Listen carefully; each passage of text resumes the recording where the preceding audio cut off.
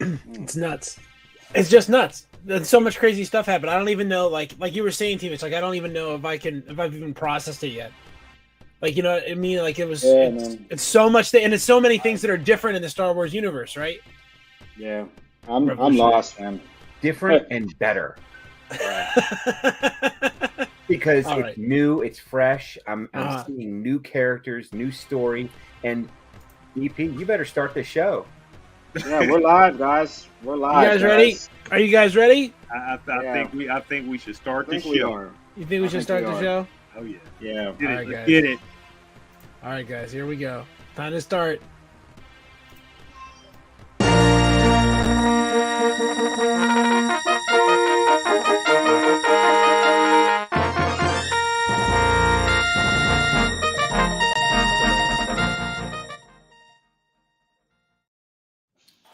What's going on, everyone? What's going on? Hey, Internet, how you doing? Fresh out of our hyperspace jump. Whoa! All the way to this galaxy. Definitely. We're here in our homes, fresh from hyperspace. Fresh from hyperspace. We've landed. But yeah, guys, welcome to another episode, man, of Carbonite Bounty. I mean, for those who haven't seen it, I'll just say right now, I'll give you a pass and I'll watch this show. Please get in front of the television and watch this episode. That's all I can tell you. But before we even dive into this, let's let our guy DP let you guys know where to find us at. We have a long one tonight. Yeah, seriously. Nerdcyclopedia.com, people, your favorite website where you get all your favorite social media stuff from us at Nerdcyclopedia, and also your great fan fiction directly from us. We are on Twitter, Facebook, Instagram, and also on TikTok now. If you are listening to us on podcasts, we're on iHeartRadio, TuneIn, Spotify, Apple Podcasts, YouTube Music. Anywhere that you listen to your favorite podcast, we are there. If you're watching us again on YouTube, thank you. Hit that subscribe button and also hit that notification button. So anytime that we're on, you know that we're on. If you're watching us on Facebook, thank you as well. Join our Carbonite Bounty Star Wars group where we talk about everything Star Wars, everything Ahsoka, all your favorite memes and stuff are right on there. Leave us some feedback too. Nerds at nerdcyclopedia.com. We love getting your feedback and you giving it to us and us giving it right back to you. Well said, well said. But yeah, man. I don't even know where to start the show, guys. I mean, typically, like I have like a thought process. Let's start at the end. Yeah, I don't even And know how work to our even way start at the backwards end, to the man. beginning and see how it all comes together. I don't even know how to put this together, to be honest. I mean, this literally was like this is the craziest 30 minutes I think I've seen of Star Wars. Like we talk about like it was supposed to be like 40 minutes, but they had literally 10 minutes of credits. Don't know why, but for 34 minutes, bro, I didn't even know it was 34 minutes, so I like looked and I was like I just felt like this was a movie. I mean, so much happened in so little time. I don't think I've seen an episode this action packed for any kind of medium, like just like that. And then the cliffhanger, I mean, this is just outside of everything we're going to discuss, like the way this is written, this is just phenomenal. If this is what Dave Filoni's going to do, bro, just give him the checkbook, like, just for real. Just If give this is it what he's back. going to do, just give him the check. Like, imagine, and then my final opening thought will be, this is on a tight budget, right? We know that with everything going on, the writers and then Disney cutting budgets. Imagine if this guy had the funds that they were doing earlier on with episodes, the funds that Stranger Things, these other episodes. I mean, what, 35 million an episode? Imagine if this guy had the funds to deliver. Is all I can say to Disney. If anybody is there watching from Disney, anybody who's auditing stuff, like please give the guy the money because I mean, geez, I just can't believe what I just saw. Like, I just really can't. Yeah, it was crazy. It was crazy. It was crazy. I mean, we had like the ease in with like the conversation with Sabine and Ahsoka in the beginning and everything. Off mic and everything. Me and Kim was talking about. I got vibes of as soon as they got into like the forest there, I got vibes of the original Star Wars where they were in the swamp with Luke meeting Yoda and stuff. I was getting like different vibes and stuff, but like the whole outlook of the force looked so good to me, and just them fighting in the force and everything. I mean, the cinematography is great. It was really good on this episode. I was I was into it the whole time, and then of course the end there and everything. It was just like, come on now, she wake up and here we are. I was giggling. I was like, here we go. Here we go. Here we go. And I said that the first time we hear Anakin, he better call her Snips. And he did. Well, it's not just that, it's the world between worlds. I'm like, yes, this is what we want. Right. And how hard did Balin actually have to hit her to knock her into that? Exactly. Like, are they going to explain that? I hope not.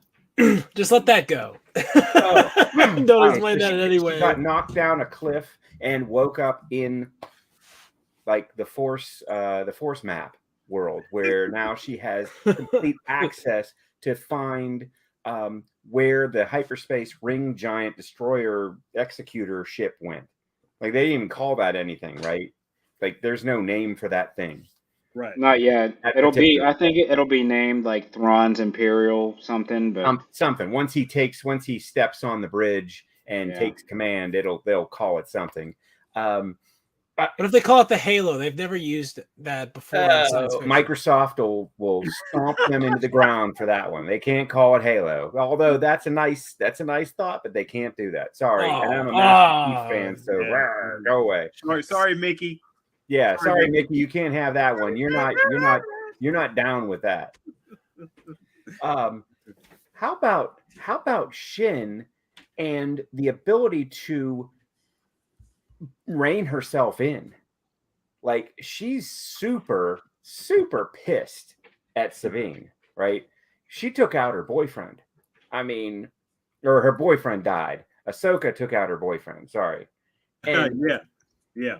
And now, I mean, you think of an evil person, you think of the Sith as really having no control, not having control over their emotions. That's the whole vibe. That's what the difference between the light side and the dark side is. Having control over your emotions, how you react to things. Shin has a little bit of control. Like she reined herself in and didn't kill Sabine. She took her prisoner very nicely. Yeah. I mean, that's what the orange means, man. That's definitely the orange in that lightsaber. It's a little bit between. It's a little bit between. There was a crazy explanation of why their lightsabers are orange, right? So if they had yellow lightsabers, what's yellow and red? Kind of like what's Mace Windu do? Purple, blue and red. Blue and red. It's a combo. When you see he fought with the dark side, much like Balin did, and we'll get into his fighting styles, which I've never seen in Star Wars where they've switched between fighting forms like this ever. Like they've never done this to where they've switched fighting forms in between fights. Like it's crazy. And what did Balin's attacks remind you of? Luke and his father.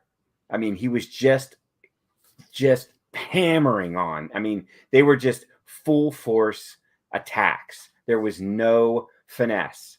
He was using his big, broad shoulders and massive form to fight, which really isn't the way the Jedi fight.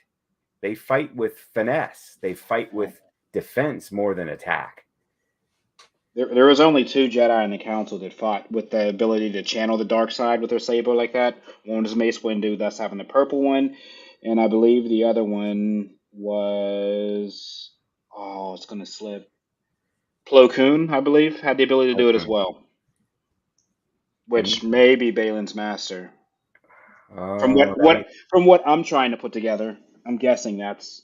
But even like Sidious and Yoda, if you remember that fight, I mean, it was like basically Yoda was doing all the tricks and Sidious was just hacking, just using every piece of muscle that he had to hack at Yoda.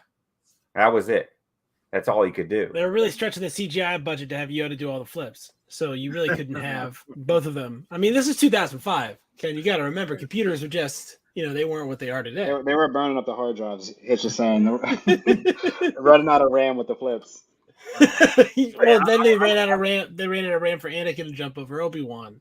They ran out of Dude. RAM. Yeah, they had to. RAM. They had to put a new SIM card in, right? I remember when I was in the theater and I saw the Yoda flip, the crowd just went nuts. That was crazy. But I'm glad the Inquisitor wasn't anybody important. The internet damn near had him as like, what if that's Ezra? What if it's such and such? Who can that be under the thing? Nobody. Well, he ended up being a robot or something, or just a bunch of dust. Yeah, Peter Parker in there from Avengers 3. He was a corrupted soul, actually, from I knew it. The Night Sister. Corrupted soul. He was a corrupted. That's why like this stuff came out. Remember when the brothers of Dathomir would die? That's how they would do it. So Marok was just a corrupted soul that Morgan had somehow conjured up. I gotta say, I love this. I love this series because you get, it's science fiction, and then they're just like, it's witchcraft. Right. It brings it home. It brings this guy's a living voodoo doll, a soul that's angry inhabits him, and he tries to kill people. This is all part of my space science fiction series. Not what is that? Star Wars meets Lovecraft, right? It's kind of like that Batman movie. yeah, with some dark horror of the deep. Yeah. Balin didn't seem too happy about it. He was like, "Okay, witchcraft, huh? Yeah." And that's why I think he's not completely vested in this whole venture. He's along for the ride, and T. Mitch, you're saying there that he's done, right? But I don't think he's all there. He's not going to mix with Thrawn, and she doesn't mix with him, and he has ulterior motives. And you think What are they? What's his thing? He hasn't said yet. He's trying to seek some sort of power in the unknown regions, but the problem is, if you see, like, Morgan's one step ahead of him. She knows, like, for a Jedi, the fear, she senses him like outside of the world. She's she's in the Star Destroyer or whatever, right? Which is another form of, I guess the Force, right? So if she can sense his feelings that far away and he can't disguise them, she's a step ahead of him. And as we know in this world, one step ahead of you is just curtains for the next person. So I gotta know, like, traveling through the intergalactic medium has to be wild, right? Like that's crazy, and the amount of those distances between the galaxies are so vast in comparison to within the galaxy, right? It's several orders of magnitude difference. So it'll be interesting to see what sort of effects this sort of hyperspace travel has. I bet it'll take a long time too. You'd imagine it would take like a while to go from one galaxy to another. I was just going to say, do you know how when we at that end shot, when the hyper ring jumped, we still saw it. It was still there. We saw its vapor trail. Whereas in normal hyperspace jumps, because they happen all the time, basically everything disappears and you're back to space. Like you don't see that ship again. But here we saw this thing and we still saw where it was going for a while. We saw its trail, which, like, to your point, it's going to be different. And you can fly in the middle of that thing. Like it made an actual ring like rupture in space time when it dropped into hyperspace, not like an actual Carson, which really pissed me off. Those guys got a little lucky, but I don't know, that is an interesting ship concept. But if you figure it takes, like, let's say it takes a day to go from Tatooine to Coruscant, right, or something like that. I mean, that's the amount of distance between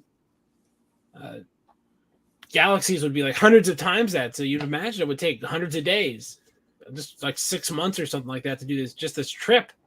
And then, relativity probably would come into play over that sort of distance. So anything could be happening on the other side of the jump here. It is, as you said, I think, T. Mitch, the greatest cliffhanger of all time in Star Wars. Opening up a whole new galaxy.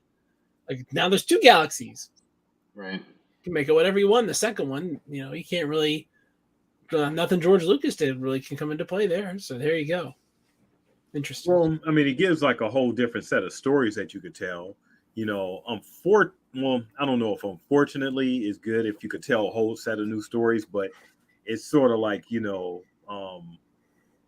puts everything on. It sort of blows certain concepts up when you start bringing in like other galaxies and like witchcraft. Because I don't think has Star Wars ever had like elements of like the supernatural. I think we've seen it in like Rebels and Clone Wars and stuff, but nothing in like the live action stuff, if I'm correct. Is that right? No, in Sidious was talking to Anakin about things that were powers that were thought to be unnatural. But something that we never seen before. I mean, I guess for sure. It, but we never actually seen it, play out. Yeah. Balin was putting on his Game of Thrones vibes, just like, okay, when is like somebody from that show about to pop up here? Because the way he's just looking and talking and everything, I mean, he just held that presence and stuff. Love the fight between him and Ahsoka, right in the whole the sphere thing. That was just really, really good. I mean, I get so much like ancient, like old school movie, Chinese, like Japanese, battle elements and stuff that I know Filoni is trying to channel. And how about that woods when Ahsoka and Sabine was running in that woods? It reminded me like some anime type stuff where you get like the running back the dust, you get the leaves and stuff kicking up. Yep. Right. That was decent. I mean, it was just certain elements in here. They had their. It was a really great shot episode. Yeah. I mean, the crazy thing is the fight delivered everything we asked about. Right. It was literally a 3D fight. First time is second time really because we got it in episode 7. But the second time that we also saw interaction with elements, people were chopping down trees, they're throwing objects. It was almost like we talk about a video game, how these newer Mortal Kombats and these games are shot with a new 3D engine.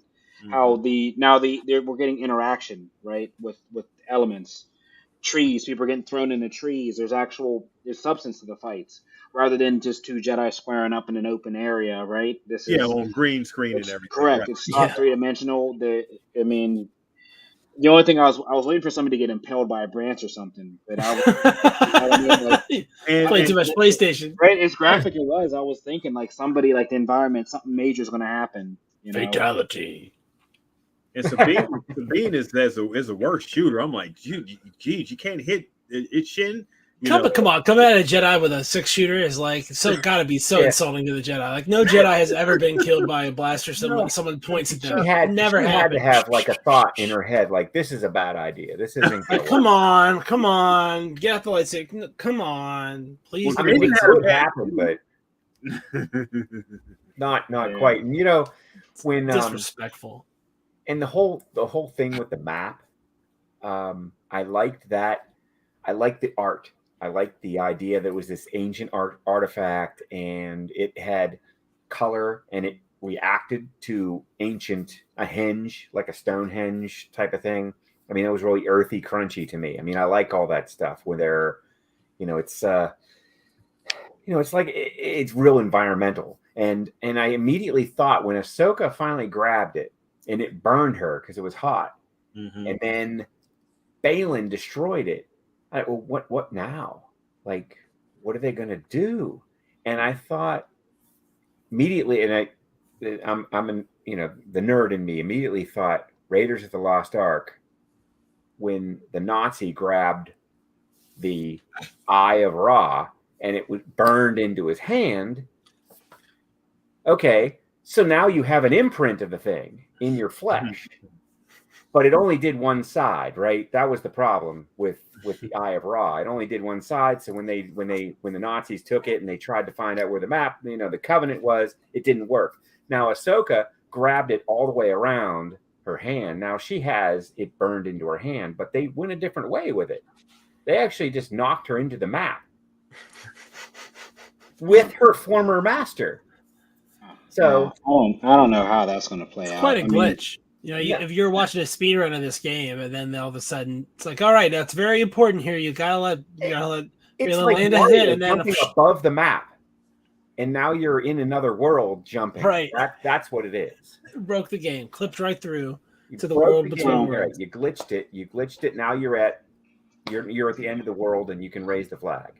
So that's an interesting point. So is she dead now, or and this is the world between worlds is like an unconscious state that she fell into? With I mean, keep in mind that Mordai is always with her, right? That we might see the little owl, right? I mean, Yeah, yeah, so yeah, we'll see. I'm yeah. sure we'll see the owl. I mean, I told you guys. Unfortunately, I guess the person was right. So this next fifth episode is going to be more about her and Anakin, and probably delving in the past, and then this will be like the other team, I'm sure, will do their hyperspace journey, so we won't see much of them other than them getting closer to Thrawn. I'm guessing we probably might see Thrawn around 6. This will be 5, right? Yeah, 5. So 6 with the introduction, and 7 and 8 allow this to come together. We better see him at the end of 5. Like there better be a Maybe, I don't big know. presence.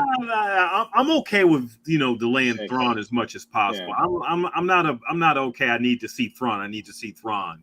Right. The show is called Ahsoka. I want to learn more about her. I want to learn more about her relationships and stuff. I just want to get a well-rounded thing, because right now, even though we had so much great stuff going on, it's still really not feeling like it's Ahsoka's show to me. It's like everything else.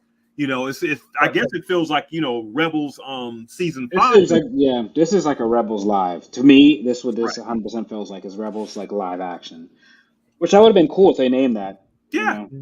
Rebels. Yeah. But does it have to focus on her? Isn't this just her influence on this new history that we have? I think it has to focus on her. I think if you're going to call a I show don't know. Ahsoka, It's got to be bigger. It has to be bigger than just one person.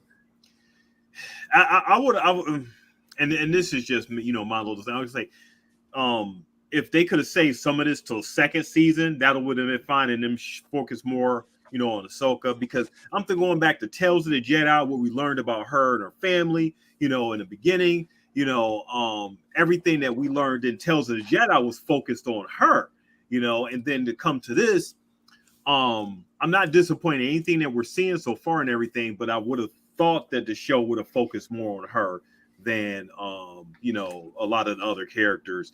I know Filoni's excited to bring on the Rebels, the Ghost crew and stuff. And I'm excited to see him as well. I'm not complaining about anything so far, but I'm hoping that if this fifth episode is with Anakin and her, then I'm sure it's going to focus a lot more on her development, where she's been, how she became to be as stoic as she is right now.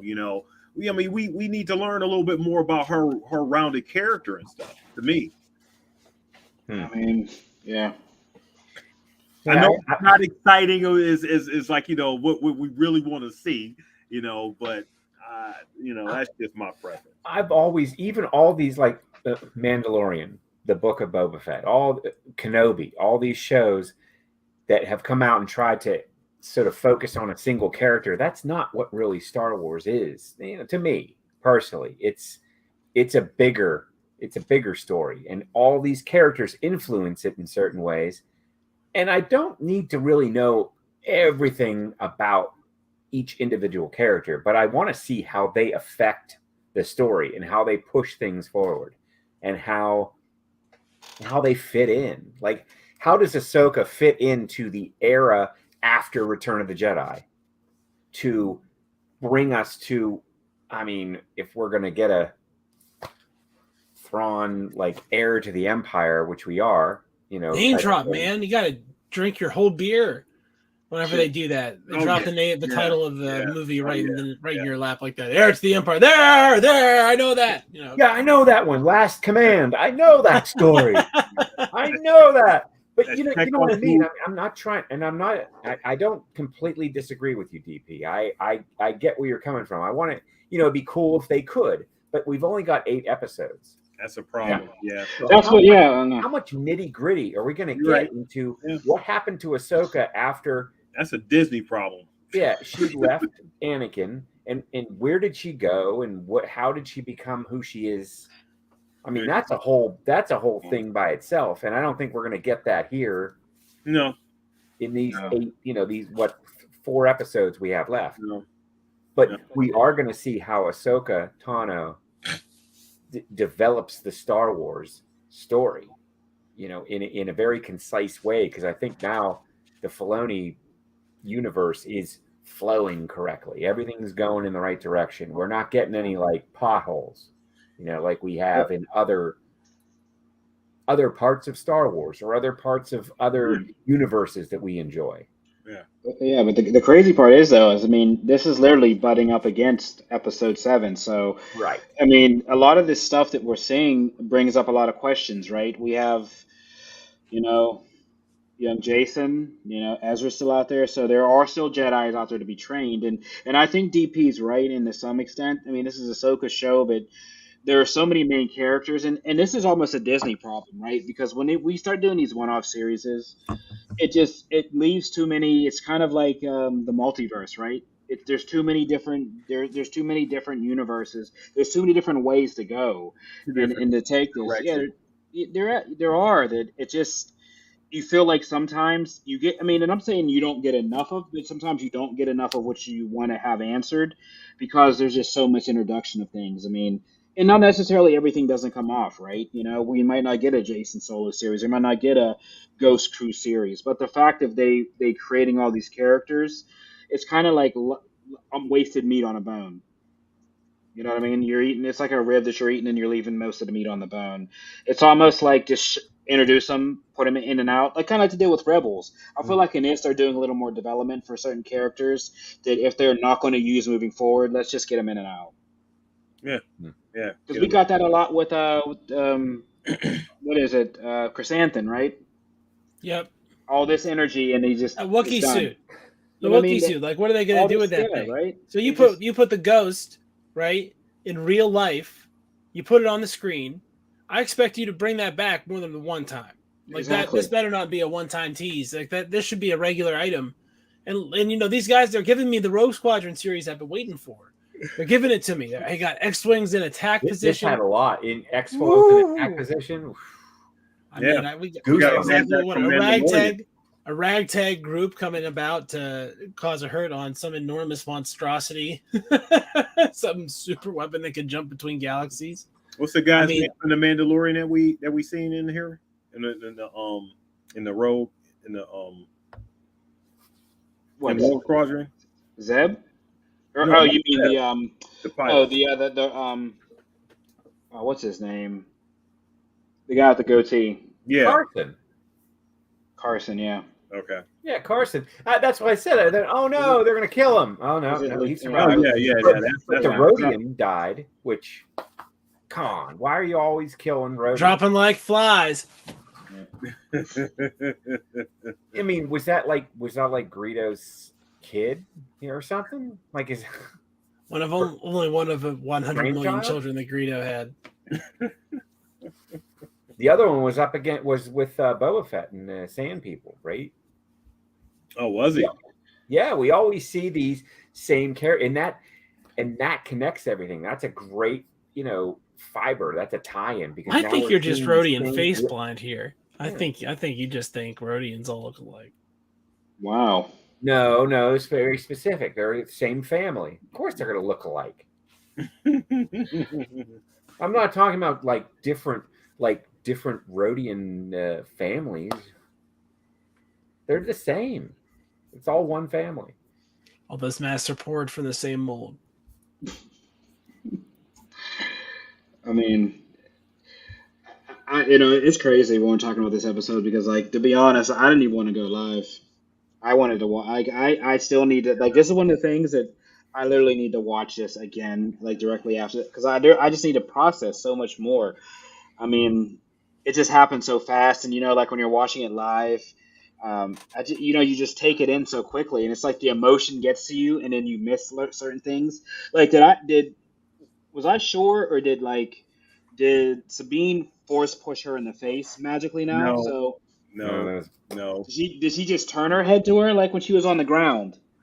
Well, I mean, they made it seem like, okay, she was about to use some force power and everything. Because her head because Shin's head she snapped flinched. to the side. She flinched because she thought she was going to force push her. Yeah, so she just used the Mandalorian wrist torpedo on her. Right. I mean, Yep. Yeah. Batman Easter egg. We got some smoke bombs. Come on now. Oh, yeah. She Batman her way out of that situation. That's like my guy. That's a Batman trope, right? Yeah. Right. Where'd he go? Are you guys all watching with subtitles on? No. I have after Ken told me that I did because you'll catch on a lot more. Yeah, Oh, you seriously? get Catch on. so if we can only watch it once, watch it with subtitles on because you will catch stuff that you will have missed if you don't. Oh man, subtitles. That's just get in my way.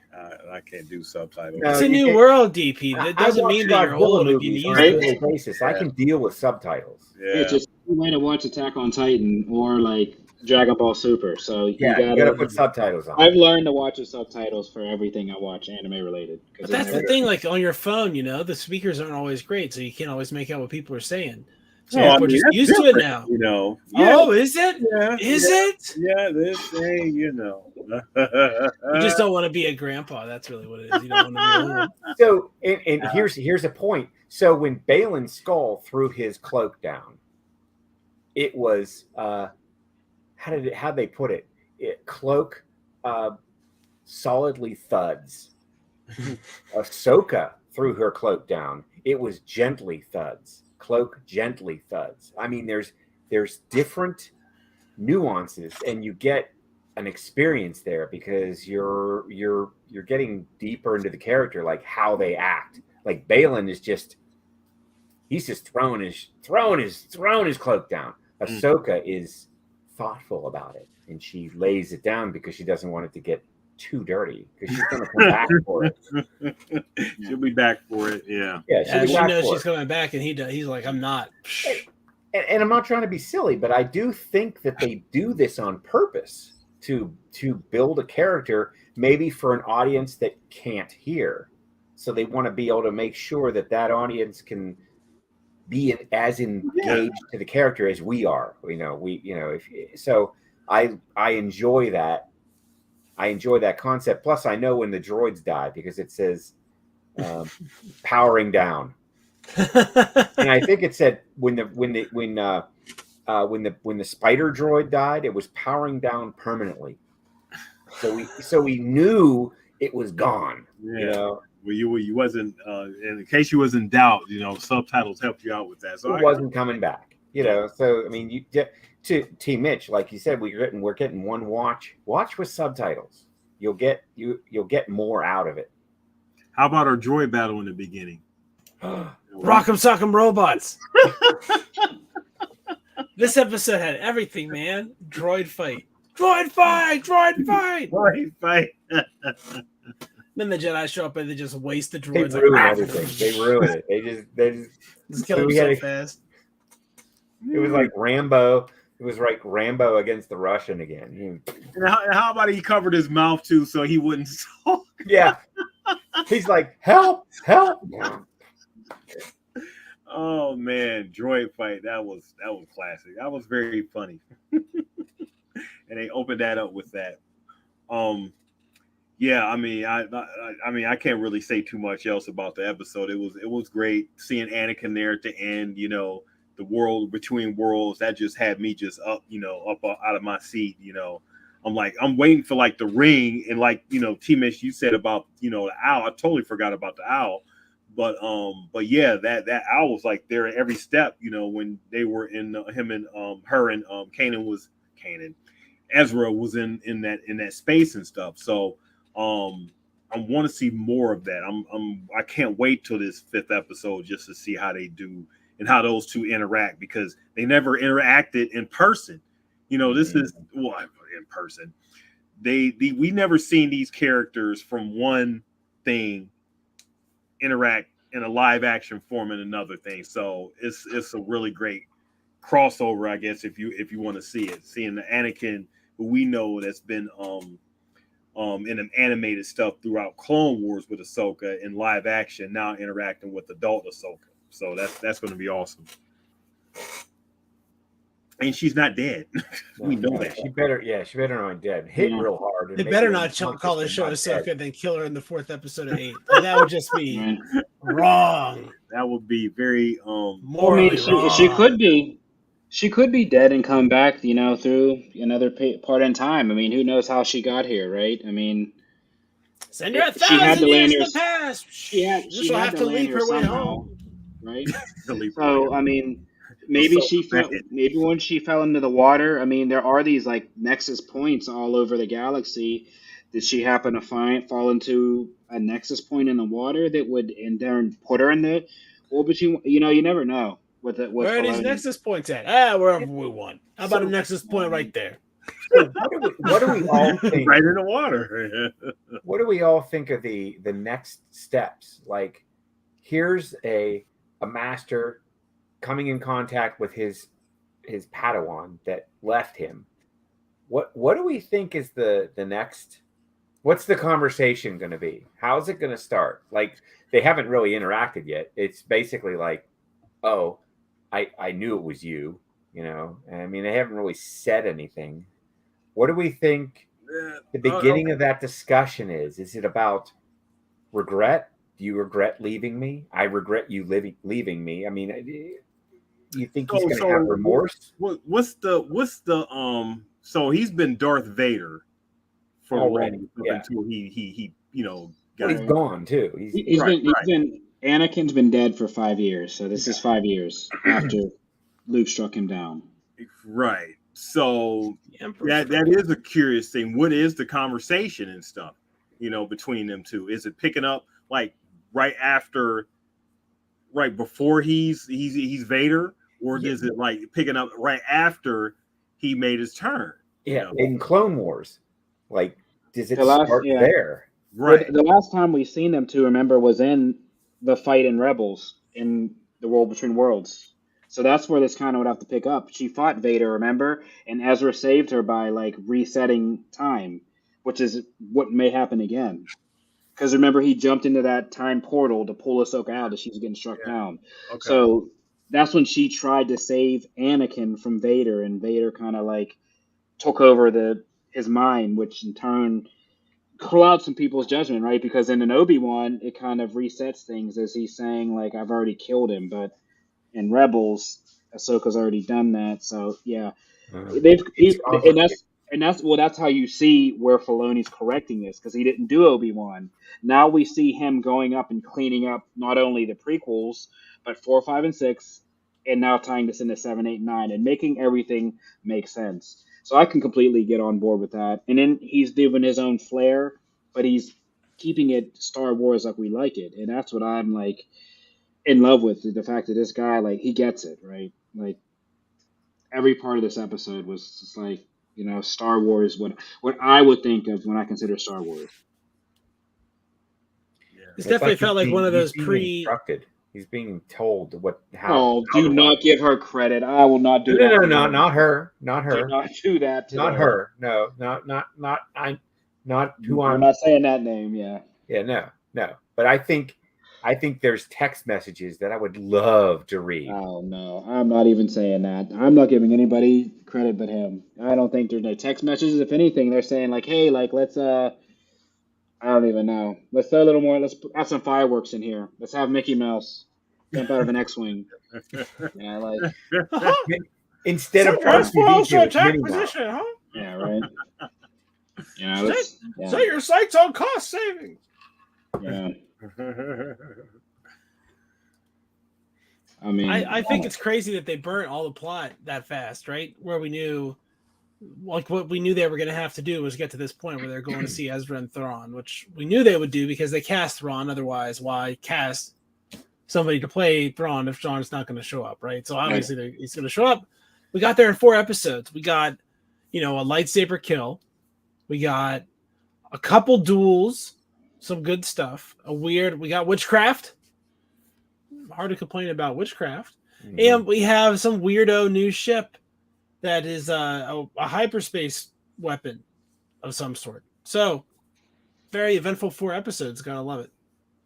Yeah, I'm imagining. Okay, what if this came out all at one time and everything? What a ride! What a ride! It would have been just all dropped at once, and you don't keep trying to stare at your clock. Each hour is as the time goes. Like, dang, how many more minutes left? I mean, I guess I'm hating a little bit that I know the times of these episodes and stuff that I'm looking to see how much time is left. That's not a good way to watch TV. I'm starting to rub on you, DP. Look at that. I'm starting to rub off on you. I mean, I read enough to know. I probably read a little bit too much to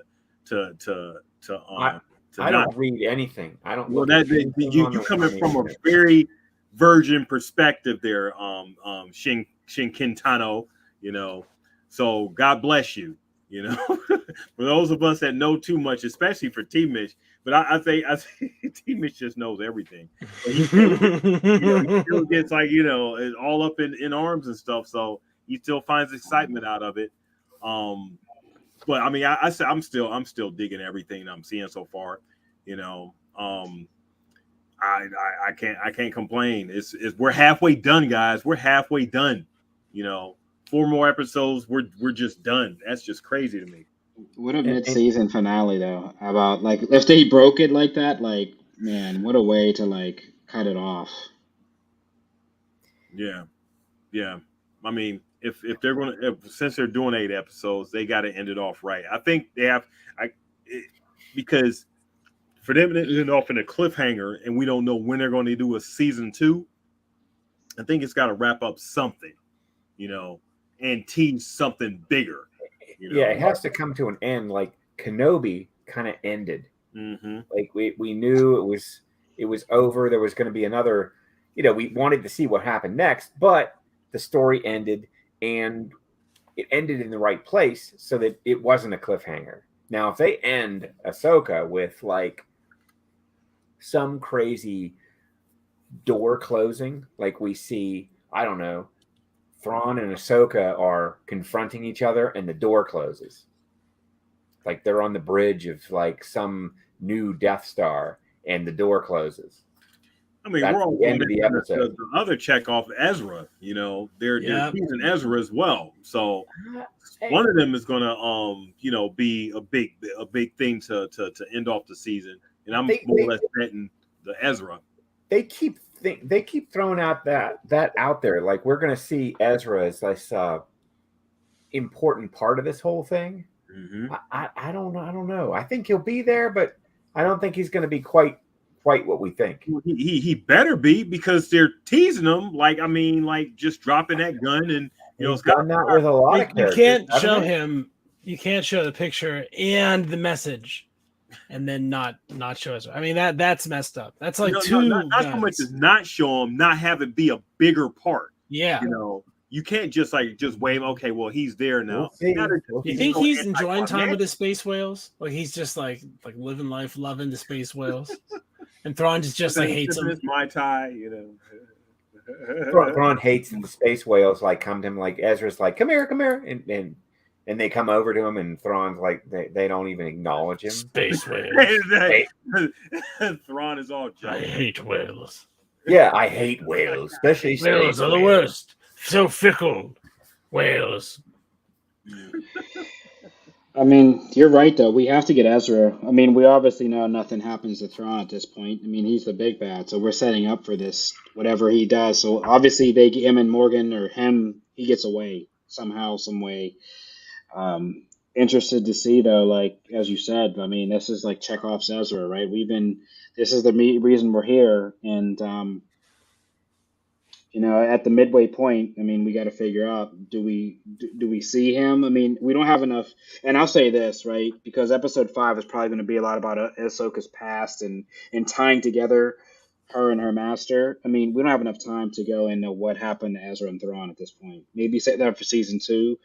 I mean, I just don't see how they can explain. And I almost is DP. That's too much. I don't even want explanation this season on where they went. Like, just save that. You know what I mean? Just save that. That's too much. Maybe that's my RAM. You know, that's me overloading right now. I can't process that either. You know, I mean, I know we all want them to get to the thing and everything, but you know, not for the sake of what we had with these series so far with Boba Fett and you know, Obi-Wan to a degree. Like I said, I have to watch that again because I think it's probably better than what I remember. But I don't want any hand waving to where, okay, well, they was there or whatever, and now let's just get on with it and stuff, you know. I mean, it was a pretty big thing that they left out of after Rebels and stuff, and everybody's wondering what the heck, Yeah. all of a sudden they're back. And I guess I guess I'm coming from it like when the original Thrawn story, had no mention of this character. I mean, Ezra wasn't in there. Thrawn came back like a tidal wave of evil, and I mean it was worse than the Empire under the Emperor. I mean, it was 20 times worse what he did, and there wasn't any brigade of do-gooders like we've got now. So that's why I guess I'm coming from it, from that aspect. So you're saying, and we talked about this off mic, and through our text chat and everything. Thrawn to me needs to be like Joker was in Dark Knight. The Dark Knight. This agent of chaos that while the Joker, you didn't know exactly what he was going to do, but he was just causing trouble all over. Thrawn needs to be that level threat to where this guy, you're just like, okay, wow, he's doing this, he's doing that, and he's pretty much like setting up the First Order, right? Basically, he is a. Yeah. I mean, well, and the weird part about this is think about it, right? This is how crazy this is when we tied it. When you really deep it, where is Thrawn at right now? The The unknown galaxy regions. far, far away. But listen, the unknown regions, right? Where is the Emperor right now? Think about how they're tying this together, bro. It's that deep. Yeah. It's that deep, right? Okay. That he's creating. So you don't think the Emperor right now is talking to Thrawn as we thought about before? Like, No, I need you. You're the general. You're going to run the military while I'm getting myself back together. Yeah. Bro, I'm telling you, they're tying it. This is crazy how they're tying this together. good apprentice anymore. I need you. Ezra, tell him. Like Ezra's the only one that can hear him now. Ezra, tell him about my 401k. Like, Ron, he wants to tell you about the 401k. It is wonderful. We do a 6% match, but you have to put in 12. I want to encourage you to save for your future, Thrawn. And you have to stay with me for at least 75 years. 75 forever. Blah! I mean, when you really deep it, like how they're tying this together, and like how it makes then the sequel trilogy make sense from where it didn't. It's just like mind-boggling, man, to see like really what he's doing. It's just that'll be a stretch. If they can make me feel like that post prequel like makes sense. If somehow Filoni gets to that point, I don't know. I guess I'll have to sign my paycheck. But just think about it. What he's doing right now is paying off Episode 9. So skipping 7 and 8 and just going to 9, right? I'm just Also, saying. we need a reason trying for to pay off both Palpatine's return. I think he's trying to pay off 8 and 9 at the same time, and that's my problem with the sequels, right? Is that 8 and 9 are going in these terrible separate directions, and I think you have to pick one. Mm-hmm. It's just like this idea that the Force is both democratic and like special. Like not everybody can have it. That doesn't make any sense. It has to be one or the other. And we're finding maybe that Sabine is not Force sensitive and therefore is not an ideal candidate for Jedi membership, as she can't use the Force at all, as well as us. I shouldn't be a Jedi either. I'm just saying.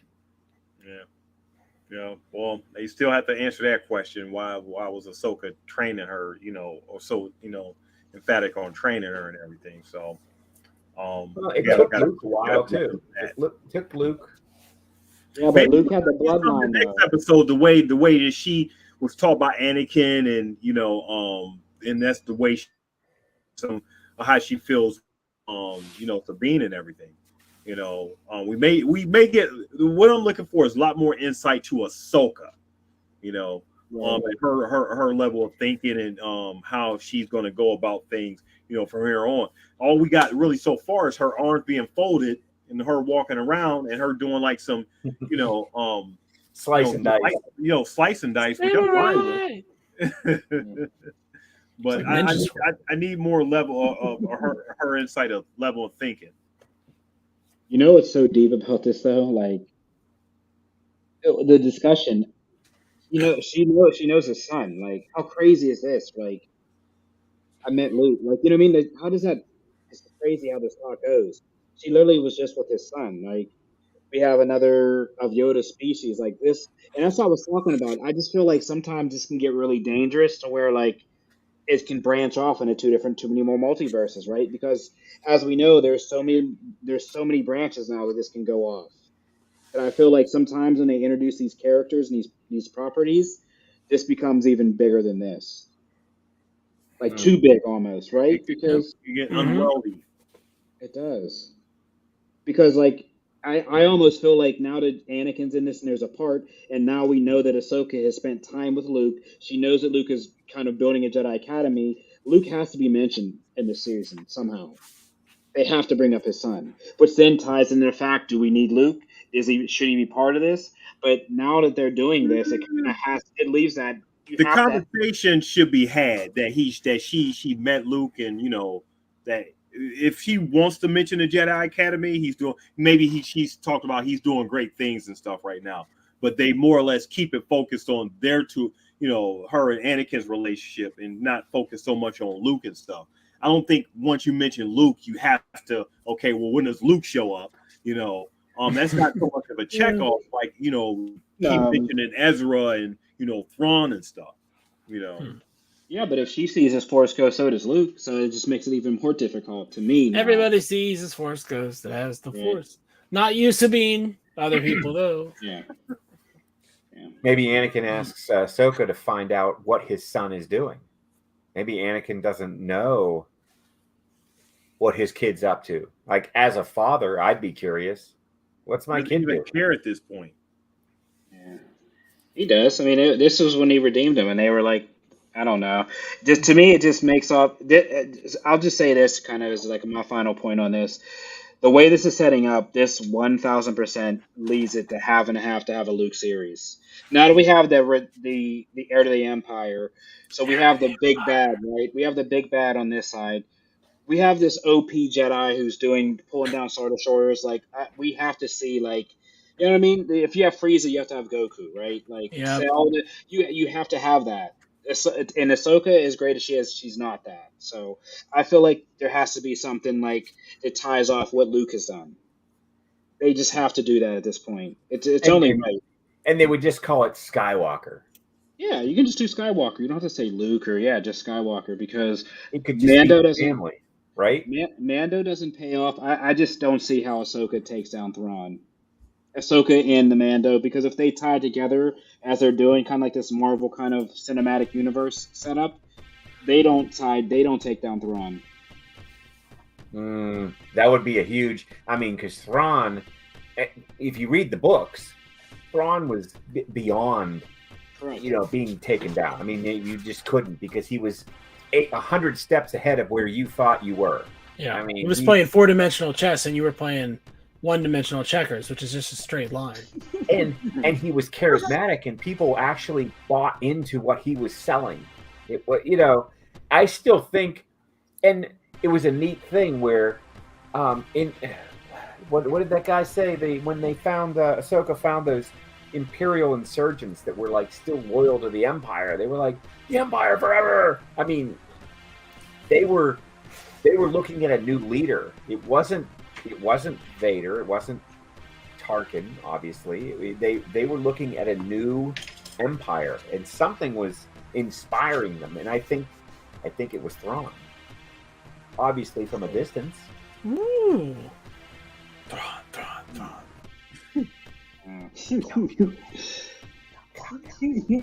He's the heir to the Empire. Wait till we see him for the first time. We're all just gonna fall out of our chairs. They just do that slow pan to head to toe. I'm blue, I believe.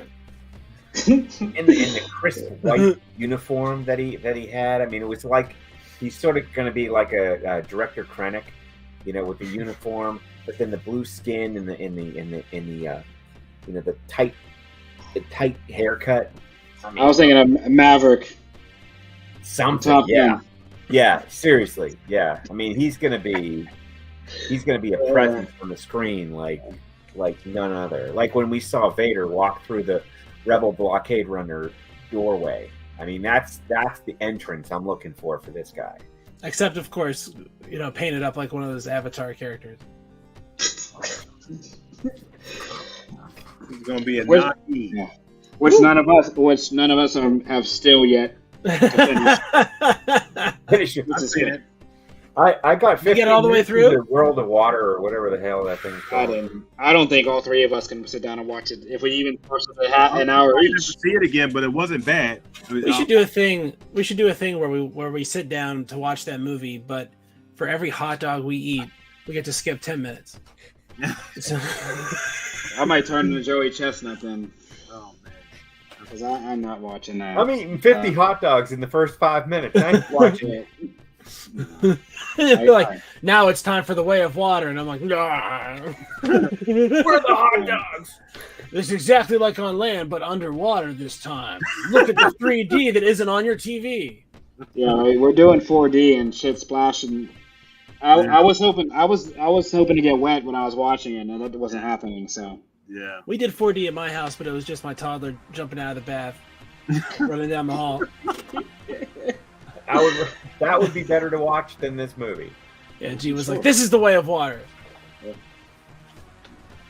and you didn't have to wait 3.5 hours to do it. So. Or 10 years, right? And, 10 years and 3.5 hours later. Oh man. It's yeah, guys, another fun episode. Can't wait for next week, and then, as we discussed, I'm gonna go watch this again. So, everybody, Too. And I'm going to watch Mandalorian and Andor. no, And I'm then not. what? Then what are you gonna? Are you gonna? Are there any other movies you're gonna check out? You know what? Maybe I'll go back and catch up with Star Trek Stranger Worlds. Oh no! Don't do that on this podcast. Come You on, Wrong thing on the podcast. not there. on this. Ken. We know That's you're a wrong. Trekkie, and it tears us apart inside. That's negative points. They on this, both so. come from a very positive place. All I right. mean, I like Battlestar Galactica too. What? But Yeah, DP, you remember when we were at that convention and William Shatner was on the bill? He was at Steel City Con again, like last week. He's got to be like 100 million years old. It's like him and Strom Thurmond up there. he's 90. He's 90. He's very old. He could be president one day, you know. He's still time. Seriously. If he matures a little bit. Yeah, he's got to grow up. Yeah. Oh, Son of a look at the time. Oh man. Right, definitely. But yeah, guys, like I said, I'm gonna go rewatch this episode and try to get myself together. But until next week, guys, this is Away. This is the way. way.